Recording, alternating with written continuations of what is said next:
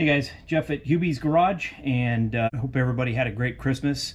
Just wanted to share with you one of the gifts. Actually, it was the big primary gift that I got. The kid and I had got into a big discussion to buy one of these items, and he needed one right away, and he went ahead and I believe he went to one of the big box stores. I think he went to Home Depot or something and bought one, and it ended up not being the best one out there. So what he did is, for Christmas, he went ahead and went online and bought me one that a buddy of his had used, and a friend of his had very good luck with it. And he decided to buy me one because, again, we talked about needing this tool. It's a very nice piece of equipment to have. So let me just show you what I got here. I was lucky enough to get a boroscope from the kid. This is a Depstech DS500. It's got a 5-inch LCD screen. It's lithium battery. It's waterproof. 1080 HD camera. It's got a semi-rigid cable. It's got a 7.9 millimeter lens, which is pretty small. It'll go down any spark plug hole. I think even the 5/8 ones.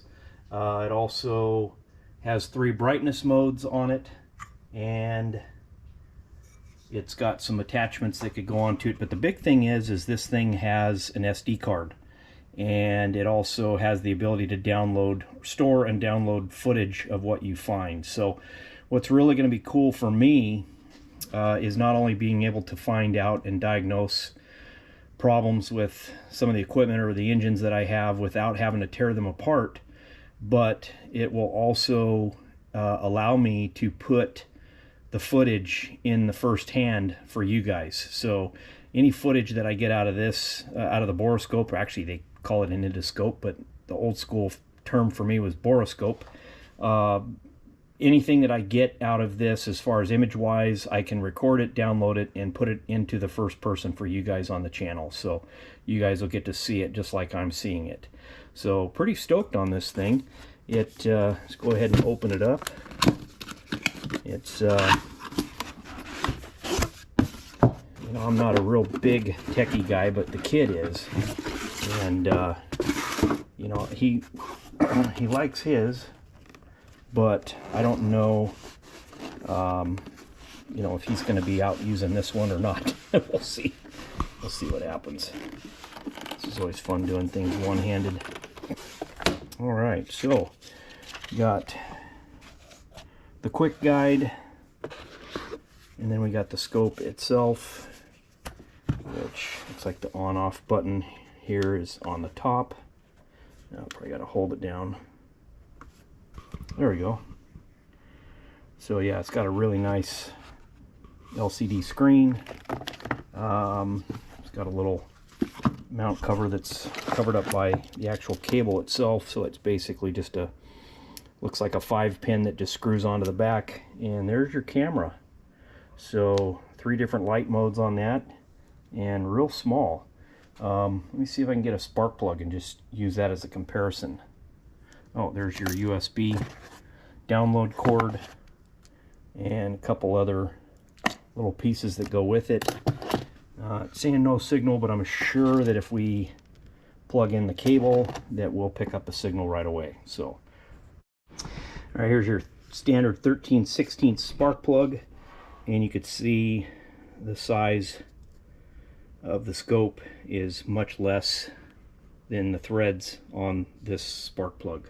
So, pretty cool. Should be able to get this just about in any spot that we need to see something, see if we've got any mechanical damage, anything that could be causing noise, smoke, that kind of stuff. I know I've got a couple of uses that I've got lined out for this thing right now. The Duramax is starting to smoke quite a bit. It'd be nice to go look at the cylinder walls on that, because I've done everything that I could possibly do the fuel system on that, so the boroscope might come in handy there. Alright, so I've got the camera turned on, and it looks like we got a guide pin here. So we'll put that in, thread the collar on, and now we have a signal. So, all right, let's looks like we're looking at the material. There's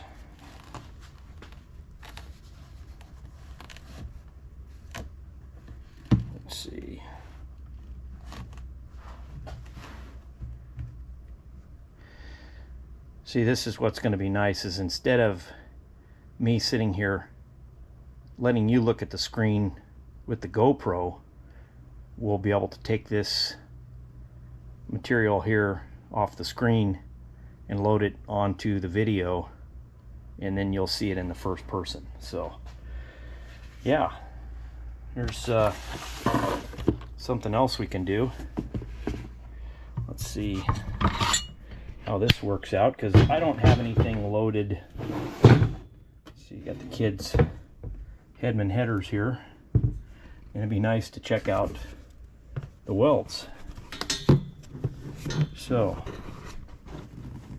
let's see what we can. I could see a little bit of welding slag in there. You can see the bends look real good.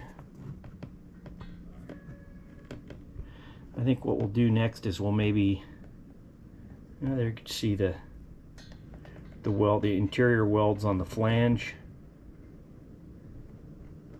And I think what we'll do is, I've got a 350 Chevy, an 010 block, and never had it open, never had it apart.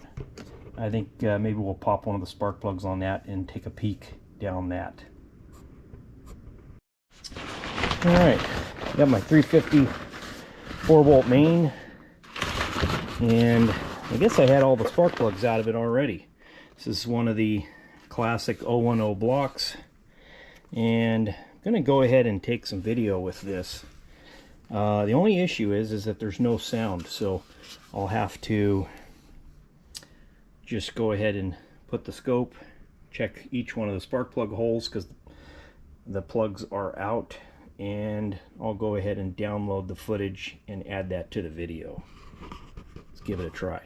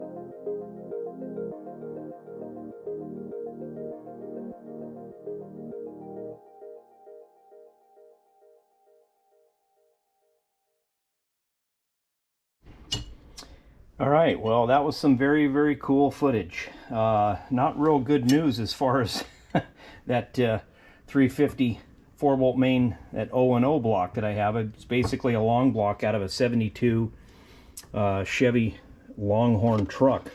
And it looked like the number 3 cylinder looked like it might have had a broken ringland in it. Looked like it had some damage, something that got inside, hit the top of the piston. The inside didn't look well. Obviously, it hadn't been turned over in a long, long time. But you know, that's stuff that you wouldn't have been able to know without having the boroscope. So, real thankful for this tool. This is really great. You know, it's obvious I got some work to do on that 350. You know, it's basically, I got it. It was an advertised as free long block Chevy 350 engine. So I'm not into it for anything, but I basically picked it up. I knew that it had never been apart, and it looked like a rebuildable core. So I'm pretty sure that if you were able to see the piston tops a little bit better, they'd probably state standard bore, and obviously they were the 4-valve relief directional flat top pistons that come in the stock Chevrolets. So anyway, yeah, thanks for watching. I'm real thankful that my kid saw fit to get this for me for Christmas, and we'll definitely be using this one in the future. So thanks so much for watching, and if you guys like any of this stuff, gadgets, tools, 55 Chevys, go ahead and hit that subscribe button. Thanks for watching. Take care.